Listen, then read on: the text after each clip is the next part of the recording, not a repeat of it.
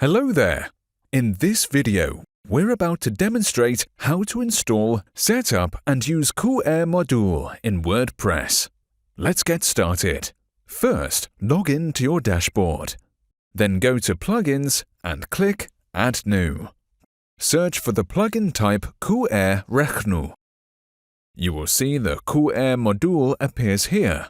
Click to install. You can activate it here, or you can do it from the Plugins section.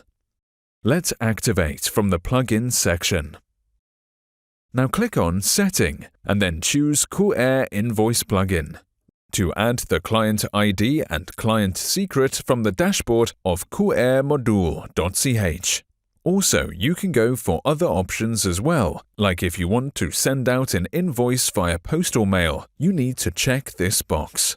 The currently valid price conditions and the dispatch rhythm can be seen at qrmodule.ch.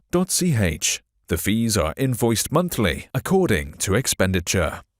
You can also select add-on options as letter dispatch priority, My Climate compensation, color, and more.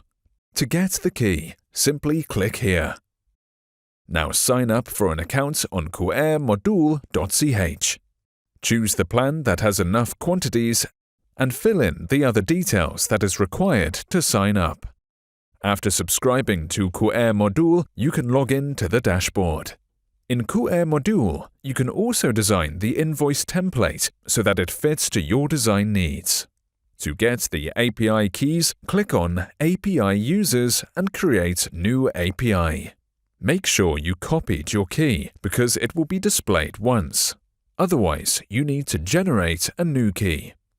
Now go to the settings again. Fill the key into the WordPress plugin. As client token duration, you can use the number 25920000. Scroll down and click to Connection and Authorization first, and then click Save Changes. Check the orders in the WooCommerce tab.